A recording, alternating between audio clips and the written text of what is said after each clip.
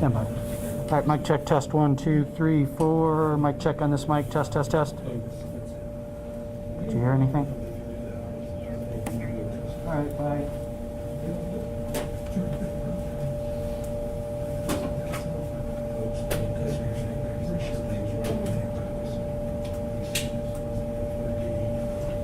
So, when I need the spellings of names, what am I supposed to do? Trouble the sheriff and ask them to spell the names on them all. I don't have it digital.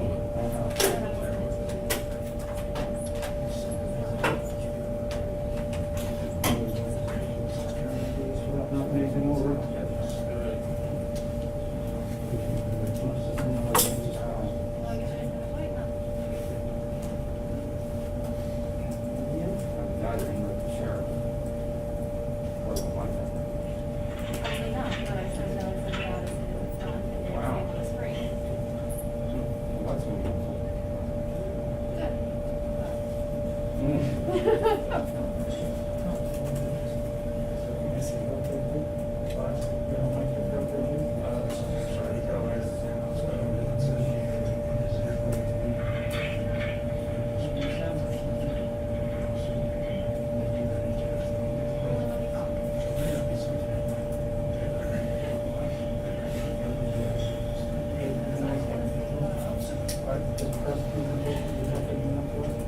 Check one, check two, check three. Check one, check two, check three.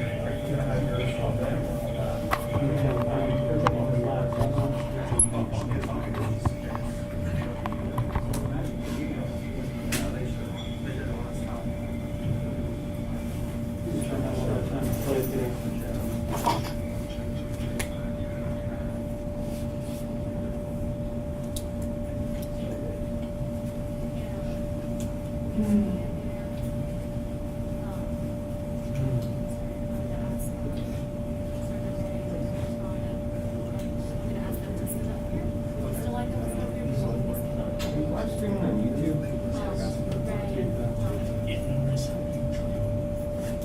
Maybe it's in the county's channel.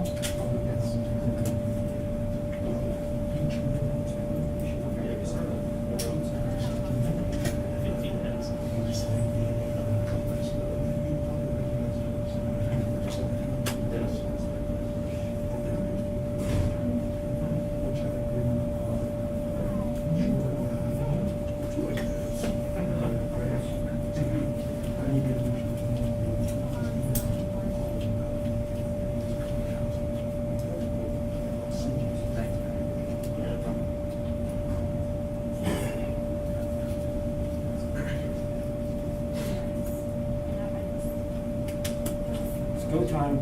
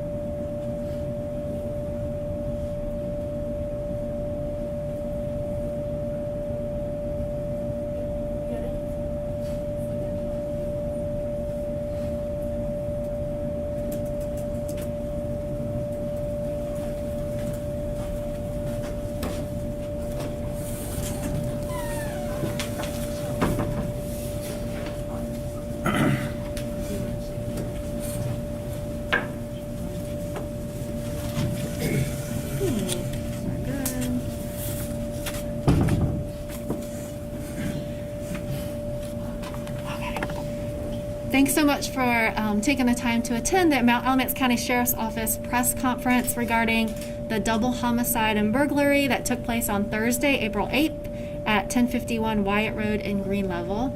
I will be sending out digitally the pictures and the presentation as well as the press release in English and Spanish as soon as we're finished. So you should be getting that through email.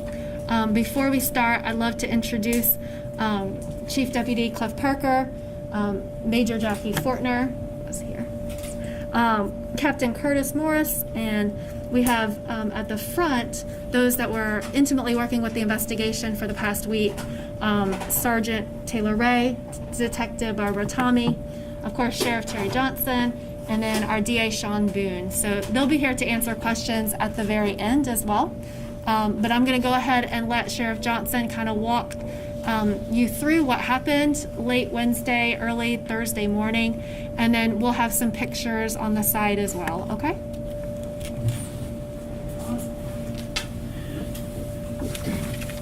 So you can hear me, I'm gonna probably take the mask down if we could. Let me say this has been a very tedious investigation that has not been completed at this time. And you may ask some questions of myself or the district attorney that we cannot answer at this time for certain reasons. But at the end, we will be glad to answer any questions you may have. On Thursday morning, April 8th, 2021, at 12:52 a.m., numerous calls was received by our Alamance County dispatch services. Numerous shots had been fired at 1051 Wyatt Road, Lot 27, in a mobile home park. Our officers responded and upon arrival found two individuals at that address, found that they had been shot. One was deceased, that was Alonzo Beltran Lara, was not deceased. Barney Harris was. What we have here is two criminal enterprises. One belonging to the Sinaloa New Generation cartel, that the trailer was a stash house. The other being the criminal enterprise that were robbing the stash house, or attempting to rob the stash house. What was found was over 30 some shell casings in the trailer and outside of the trailer, and 3 other mobile homes in that particular part with bullet holes in them. The investigation, after numerous hours, we assumed what happened was that Mr. Alonzo Beltran Lara, which was a drug runner for the cartel, lived in that trailer with another Latino Spanish individual, but no one was there.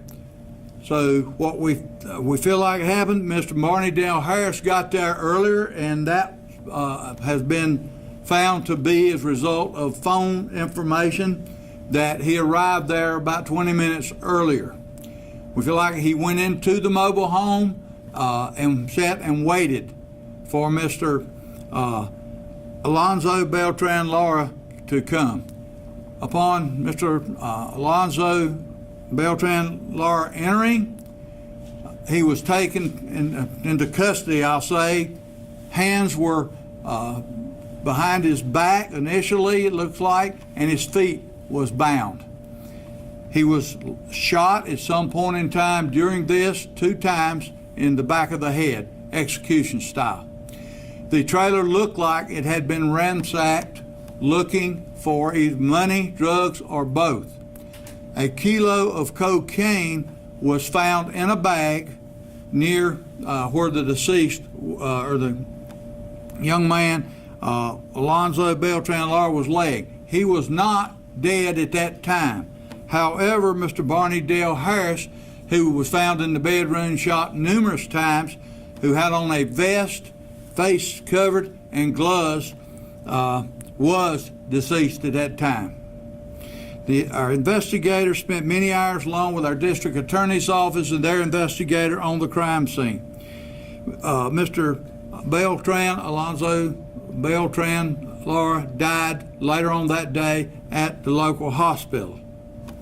Like I said, this was a stash house.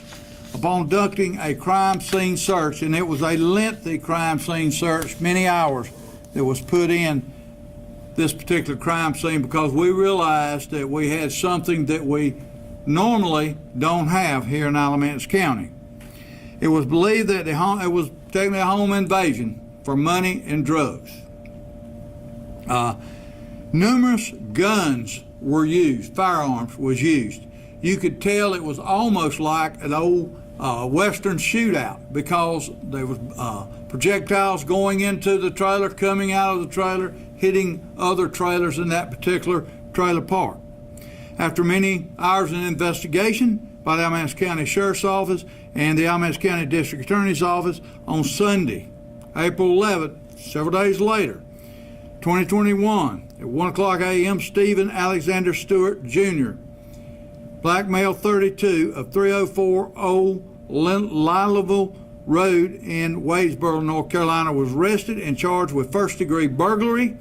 An additional charge later filed was first-degree murder. He is believed to be one of the individuals involved in the homicides and shooting into the trailers. There were other vehicles that was picked up. Vehicles that was used was picked up on camera. Through research of our people all over that particular area, we were able to identify a couple vehicles which would lead us to Mr. Stewart. This past Sunday night and early Monday morning, a search of the home of Mr. Stewart was conducted in Wadesboro. Firearms and related objects that were tied to the crime scene was found in that particular location. We have had the media ask us why we waited so late to put any information or to hold this press conference. Folks, I can tell you right now, when we are dealing with the Mexican drug cartels, somebody is probably going to die as a result of this right here somewhere else. And we did not want to put it out there until we could get good grips on what we had going on here. It is very challenging, first of all, to do an investigation of this depth, and also you got to take in consideration other individuals that may have been, kin to these particular people involved in this, their safety. And to this day, I'll tell you right now, as sheriff, I'm still worried about some retaliation because the Mexican cartels, they don't forget. They're going to pay somebody back somewhere. And that concerns me greatly as sheriff of this county. Now, we ask why is the cartels here in Alamance County? I wish I knew all the answers, but I can tell you Interstate 85, Interstate 40 corridor has really caused Alamance County to be a great place to deposit their drugs and ship them elsewhere into North Carolina. Since, and this is alarming to me, since February 19, 2021, the drug money seized by our agencies and other agencies working with us. Since February 19, over $2,292,890 in drug monies have been taken off the streets from cartel members and drug dealers here in Alamance County. Just us on that. A total of 129.324 kilos of cocaine has been seized. We've never seen that much cocaine at one time in this county. The cost of the amount of cocaine since February 2021 has been that we've taken off the street has been $6,466,200 worth of cocaine, and that's in the packages. They take the kilos, which is 2.2 pounds, and they'll make 4 kilos out of it. And this is just what you pay right now for these kilos. Prior to February 19th, our street value when we'd buy a kilo of cocaine was $50,000. Buy it today is $38,000. What is that telling me as sheriff? The quantity is getting bigger and bigger because, in my opinion, of our open southern borders. It's coming into the inner sectors of our state and our nation. At this time, I will ask our district attorney, we'll go over some of it while we're here. This is a seizure. You can see the amounts of money. And this is just, there's other seizures that has been done, but we're not putting out there at this time for security reasons involved. Monies, unbelievable. More monies, unbelievable. Here was a seizure of over 100 and some pounds of crystal meth that was to come to Alamance County. This was taken down here the border of South Carolina and North Carolina. We had an officer that spent several days in Mexico working with the Mexican authorities and DEA on this. More kilos of cocaine.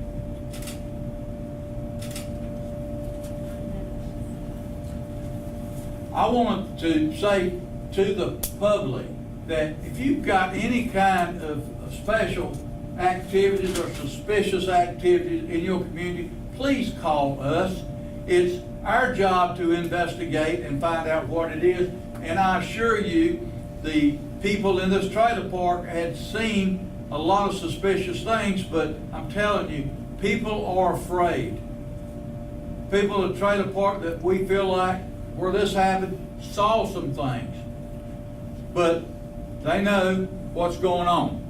So I ask the public or anybody with any information pertaining to drug dealers, drug cartels, please call the Alamance County Sheriff's Office or call me personally and talk to me. I will not divulge your name. At this time, I would like to turn it over to our district attorney, who spent many hours on the crime scene with us, and like to ask our district attorney, Mr. Sean Boone, please come forward.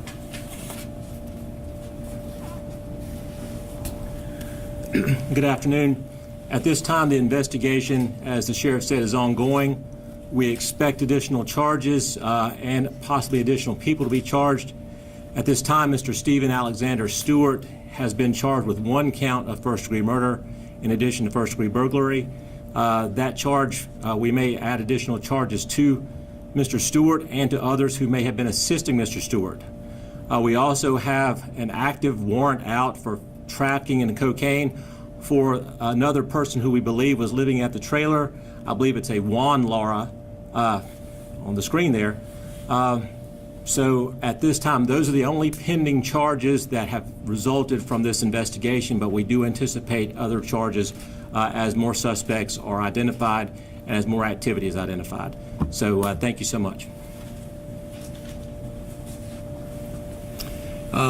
Here are 2 primary investigators, Detective Tomey and Sergeant Taylor, who spearheaded this particular investigation. And I would like to open up at this time for any questions. If there's some I can't answer, I will ask them help. They worked around the clock to bring this to the point we have it right now, and I want to personally thank both of you. Any questions? Sheriff, Tyler Horgan with Fox 8. So what was the connection between Harris and then these 2 folks, and why was Harris here? Was he here in order to kill Laura, or what was the intention there, I guess? Well, I can tell you what we learned through the investigation. These Harris and his brother-in-law, which was Mr. Stewart, were following these cartel members and trying to figure out where the locations of their stashes were and their money was, and would go in like a home invasion and try to take the monies and the drugs. Yeah, hi, Samir of ABC 45. So this would be for the detectives, investigators. So obviously Mr. Harris, based out of the Charlotte area. So what was it like as you guys were investigating, kind of understanding who this person was, and I guess how brutal everything was that happened? I don't think that particularly who each individual was affects the investigation. All we were looking for were the facts of the matter, and I think that that was really the most important part throughout this whole process. I guess, was it a little surprising? I mean, he's a Charlotte area teacher, also a basketball coach. I mean, this man's kind of a staple in his community. He's a well-respected individual, so is it surprising to see someone like that kind of involved with this? I don't have any personal opinion on whether or not something would be surprising. In this field, you can really end up with just about anything. So, in my opinion, I don't have one on that particular subject matter. Thanks. Any other questions? Yes, sir. Frank Patterson with WF1 News 2. You said that there was bullet holes found in other surrounding trailers. Was anybody else injured in condition? No, sir. Thank the good Lord, no one else was injured. Like I say, it was 3 other trailers that received, projectiles that went in through the trailer. One of them hit a power box, knocked the power out for one family, and the individuals down there, they were totally scared to death, and they should have been. And what was the name of this trailer park? Well, it used to be known as the Otter Creek Trailer Park, but its trailer park was just recently sold. I think it's Sunshine Trailer Park. So, Sheriff, the use of security cameras was pretty vital in this investigation from what I understand. Can you talk to me a little bit about that and the connections that you made with the folks in the trailer park? Because when I was out there earlier, it looks like a lot of the people out there do have surveillance cameras. Absolutely. There was cameras that was able to pick up the cars that come in, was involved both ways in this particular case. That gave us some leads that we needed. There were some cell phones seized, the victim's cell phones that gave us a lot of leads. In regards to the Mr. Harris, is this his first time here, and his relative, is this the first time that they've been in Alamance County based on your investigation, or have they been here before? They have been here before. As a result of some video footage off of Mr. Harris's phone, they had been here looking before. Are you working with any other agencies to see kind of where Mr. Harris has gone to follow this cartel? The Federal Drug Enforcement Administration and SBI were contacted on this investigation and did assist us in some of the information that we got. As far as with Mr. Harris and his relative there who's charged, remind me again how they are related, and then also are there any other folks that are involved with Mr. Harris in this case? Mr. Harris and Mr. Stewart are brother-in-laws. Mr. Harris's sister married Mr. Stewart, and they lived in Wadesboro. I will not comment. There's other people involved that we're looking, but that's all I'm going to say about that. We know for a fact there is a warrant out for another young man that we've got information that went back to Mexico real quick. So we're working on that. Just for clarification on the kind of timeline, the way this all transpired. So this Steven character was following the cartel for a while.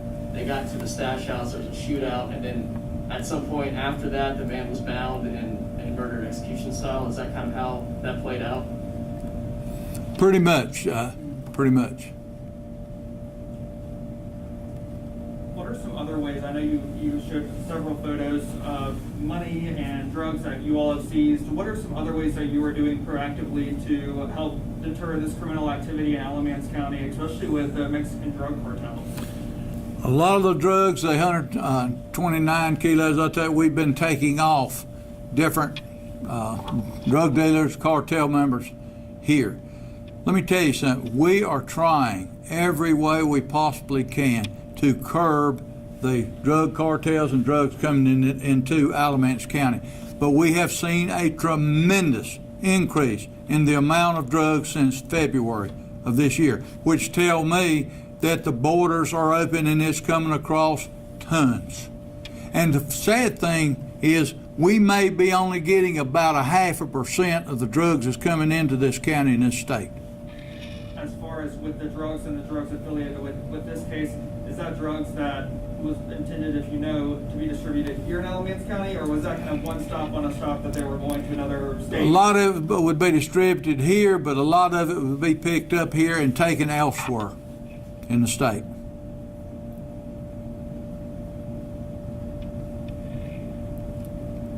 Any other questions? Please, if you have them, please ask.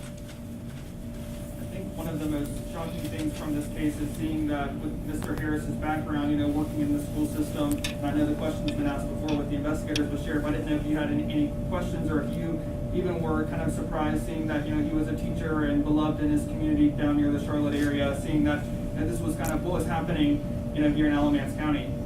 Well, first of all, nothing surprised me. I've been in this business right at 50 years now, and nothing surprises me. There's people and families that have relatives that violate the law, and a lot of them never know what's going on. So nothing surprised me in this case. Now, I do hate that it had to happen in this county, and we're going to do everything that we can to see that this type of crime and behavior will not happen here again. I can tell you that. We're going to be working hard. Our people have been working around the clock on this, and we're going to follow every single lead there is. Don't care where it takes us. Yes, sir. How many different agencies were involved in this investigation? And also, all the stuff that... DASPNS, wasn't it? Do I? Oh, yeah. Go ahead. All right, Anson County and Wadesboro PD helped us a lot because that's where these individuals were located. And then, of course, we had DEA, SBI, our agency working. And as far as everything that was found at the stash house, as far as, you know, weapons or drugs or anything like that, can you kind of dive into what exactly was found there, if anything? We did locate one firearm within the residence that was of significance to our case. Yep. I guess the one thing that surprised me, it didn't surprise me, but it did, is wearing a bulletproof vest. Of course, it didn't help Mr. Harris because, you know, different vests are made to stop different ammunitions, and he was a loser in that game. Are you specifically, where you were talking about retribution being kind of a hallmark cartel activity, are you specifically worried about that taking place in Alamance County, or that happening elsewhere? I'll be honest with you, I fear for some of the family there in Wadesboro. And I still fear here. I don't know, we don't know who else was all involved. I know the cartel, you know, they have the reputation. They don't lose. They're going to pay somebody back. That's what worries me right now. I care about the people in Anson County and hope nobody gets retaliated against. But you never know when you're dealing with this type of case and people. And I know you mentioned Mr. Harris was following these different cartels. Was he involved in a particular gang or an organization himself? Not that we can find at this time. Not saying he wasn't, not saying he was. I know he was involved in that clique. It was doing, you know, trying to do home invasions on drug dealers. And as far as that, the two members were him and his relative, and then were there other members involved in too, or how large was that clique? We're looking at other people on both sides. That's all I'll be willing to say on that.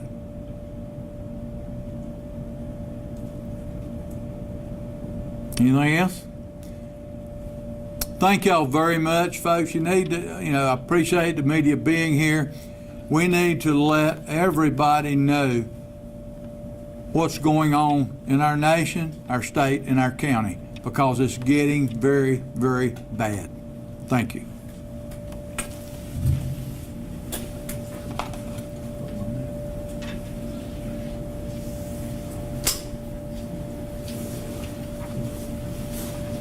Y'all have any personal questions of our officers? Anybody here, please, welcome to ask.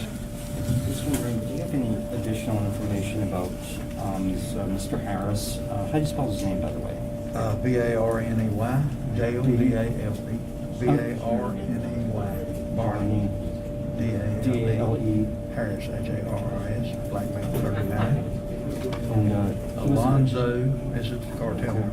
Alonzo, A-L-O-N-S-O, Bellman, B-E-L-T-R-A-N, Lara, L-A-R-A, Hispanic male, 18 years old. young to be in a Western style shootout. And then you got, So maybe not. we I got don't know. Mr. Stephen Alexander Stewart Jr., which was his brother-in-law. Okay. He's in our jail, first degree murder. Really? Yeah, trafficking cocaine, black, and burglary, in 32. Nice. Okay, cool, awesome, thanks.